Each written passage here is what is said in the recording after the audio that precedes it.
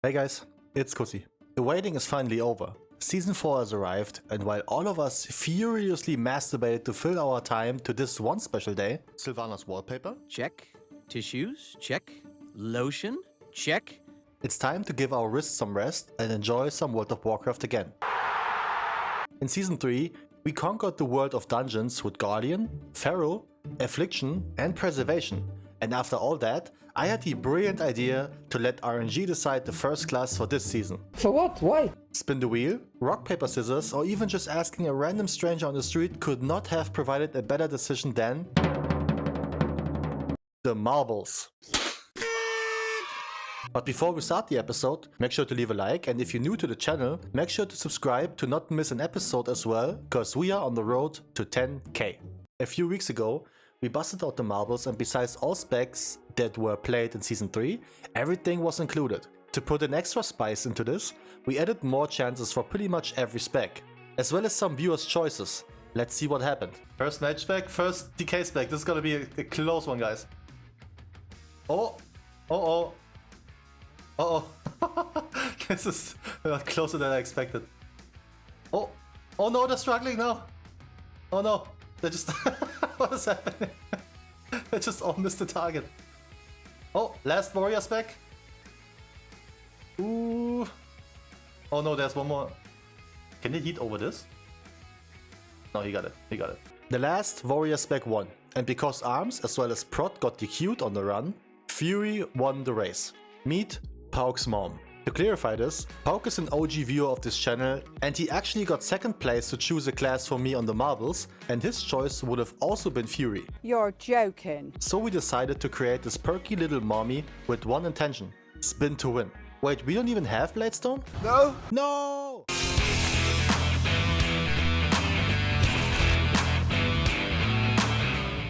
Welcome to our Zero to Hero Fury Warrior Edition. We start with an item level of 295, freshly coming out of the level 70 grind, no boost mind you. And for our first episode, we will go over all the new juicy stuff one can do to obtain gear, to potentially get our green nasty feet wet with some serious Mythic Plus ASAP. Yet, while I let some grade A grinding gameplay run in the back, let's talk rules for the series. First and foremost, no radar.io connection. We do not go for any benefits of other characters' achievements. Second rule, no friend list. Pucks only. Third, we do not get any external gold. We only spend self-made gold. Everything I have right now is from leveling and doing world quests. Next one, since I'm a big advocate of guilds and they're used to an MMO, I will have the chance to join a guild. However, not for boosting purposes. Thank God. And this challenge ends with the achievement of Keystone Hero. 2500 rating it is, considering I played Fury before, so KSM would probably be a bit too easy. Now let me introduce you to all those weird and very rewarding catch-up mechanics of the season. First, because of pure luck, we got time walking TBC running, meaning not only can we just queue up for dungeons that reward 467 item level already, we also got the time walking Black Temple raid that even provides item level 493 to enjoy. And the best part of those two is that your item level gets tuned down anyways, so you don't need to be decked out at all. Also, just because that ain't enough itself, we got two quests that go alongside and will reward us with a banger each. The first one is the simple time walking weekly that either needs you to do 5 dungeons or kill 5 bosses in the raid. This will reward you with an item from the normal raid, which is also 493 and above. The other quest is to kill Illidan in the mentioned Black Temple that will grant you a hero track item of that same raid. So we get extra gear all over the place. To make things even juicier, you can just buy 450 item level from the vendor for those tokens you get for free anyways. And, funny note here, even though you cannot convert the Black Temple raid items into tier set with the catalyst, you actually can, for some weird reason, turn those item level 450 trader items into new tier set instead. Not that it matters, since it's only 450, but still doable. Needless to say, I started with time walking, or only one to be exact, before I queued up to aim for Illidan instead.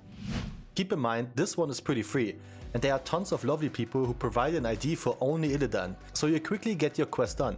Usually Illidan is a one-shot, so we made quick work of the Betrayer and collected our juicy rewards. Now, if you didn't do this yet, you still have time till the reset to change this. Because not only do you get a banging item level 500 plus item from this, you also have the chance for a rare mount of the TBC expansion. Because you either get a pet or a mount alongside your item reward. I wasn't as lucky yet, but I've seen people getting the Ashes of Alar from here as well. What? and this is what I've gotten. This starts off great. After this, I finished the time walking dungeons, went through the entire Black Temple raid, did LFR for the Awakened Vault of the Incarnate, did all the weekly events, like the Siege, the Feast and the Hunt, which all pretty much reward you a chance for up to 2 items that can go up to 486, at least that's the highest I've gotten so far. As well as the Time Rift in Valdrakken, and the Dream Search event for those extra 467 items once a week. Combining all of those juicy methods to gather gear and to catch up to the current item level, we look like this. Damn! We also got a tier set token from LFR Razagash, which I will keep for now so I can make a better decision later on. And then it was time to step into Mythic 0. One big change of this season compared to Season 3 is that the worth of Mythic 0 got heavily increased. This now is a lot closer to raid loot while dropping the same item level track as normal raids, as well as being a proper big step for everybody who isn't insanely geared. Keep in mind, Mythic 0 drops higher item level than 99% of all items in Season 3 even could be. Oh, that's hot. That's hot. And we start off with Older Man. A perfect way to set this journey on fire, by going into a dungeon with 5 bosses for the maximum chance for loot. And just because, why not, we got the very first item on our very first boss. Not only is this a huge upgrade for our head slot, this is also finally a proper item that could be available for tier set in the future. Yet that's still a long way to go, and the second boss of this dungeon already gave a perfect example why Mythic Zeros are anything but free for characters without gear. This bad boy hits hard as hell, but what worried me the most is the thought that haunted me for the rest of the day. That because Blizzard had this weird idea of the dungeon rotation throughout Dragonflight, most people probably never did this dungeon before. We wiped on our first attempt, since we failed to stack Bromog on top of the totem that will stun him and his minions to make the kill a lot quicker. So I explained what to do both in fight and out of fight. After that, everything was settled and oh no. However, we recovered from that, so we kept going. That boss triggered some mad PTSD from my time on the Mystery Monk back in Season 2. This dude hurts, but luckily, I don't need to heal it. So I just used my cooldown whenever I got them ready. And Pending Victory also helps out a lot. And yet again, we got rewarded with the Juicer. Not only is this our second item from the third boss in here, it's also the best possible slot for overall item level for me. You see, this is what I've used so far. 160 item level below. And with this puppy, I straight up jumped 10 item levels. Holy moly! And because I didn't get anything else from here, I will show you one more thing. Our first attempt on Emerald. Now, with all that out of the way, it is time for our first key of the season. And usually I just do mine to get the score up and ensure that I can attempt higher keys whenever I feel confident enough to do it. But here's the issue. I got Brackenhide. Oh! Ew! Kusi, what's wrong with Brackenhide, I hear you ask. Nothing. Absolutely nothing is wrong with Brackenhide. It's a key I don't mind. A key I am neither excited nor happy about to do. The problem is that this key requires every member of the party to use their brain, and that seems to mess with the more casual side of players. Tanks need to think in advance on what to pull, since this is not a linear dungeon. Also, if you pull too much, your party just gets annihilated by tons of fear, casts, dots, bleeds, and archers. Healer not only need to clean up the mess that tanks make when they simply overpull, cause let's face it, most tanks on the lower bracket of keys don't really give a shit, but they also need to be prepared a little bit to not be overwhelmed by incoming damage of a certain boss trio. And DPS? Yeah, okay, DPS should always use their brain to understand prior targets and to reduce damage taken. But I feel like that is something that never happens. I mean, you're not wrong. Especially now with +2 not being the casual boring +2 from last season, people need to focus up. Now, to end this tiny rant, I've waited for ages. Maybe 1 or 2 DPS applied to this key, no healer or tank though. So I started to spam apply to other +2s in hopes someone may misclicks. And boy, did a misclick happen. A lot quicker than I assumed, and our first destination was the Knockhoot Offensive. Now this dungeon I actually like. First, you can roam around on your dragon for a nice change of pace, and then you got 3 out of 4 bosses that can actually wipe you if your mechanic isn't played proper. But enough with the negative German overthinking. 482 item level, this is the gang, and this is our very first pull in Season 4. So let's enjoy that.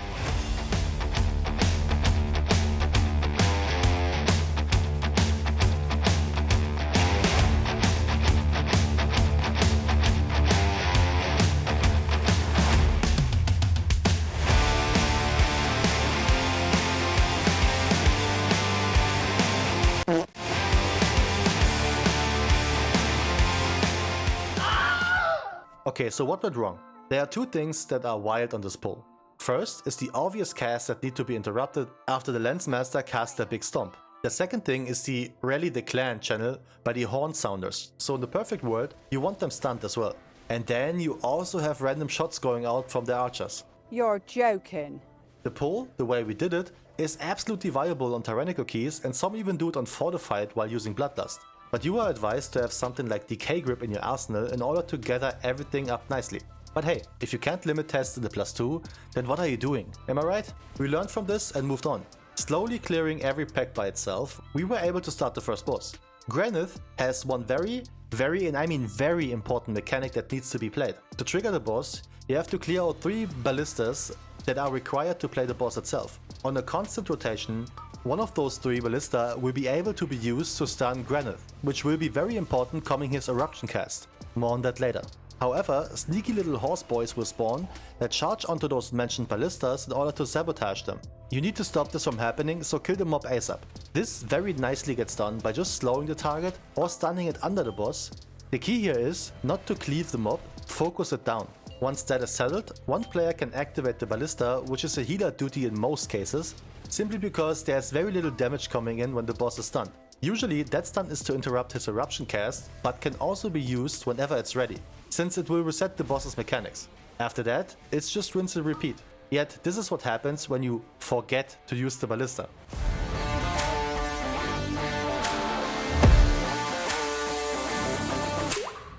I love this reaction, by the way. What a way to ask what happened. Now, next pull, we clapped it so we could move towards the next boss. And here's where the shtick of this dungeon becomes very clear. All those bosses are locked behind clearing certain areas around them. In this area, you simply have to destroy those totems around the boss that lock it away. One important thing to notice here are the Storm Speaker and their Tempest cast. If this goes through, it will stack a debuff that can potentially wipe you.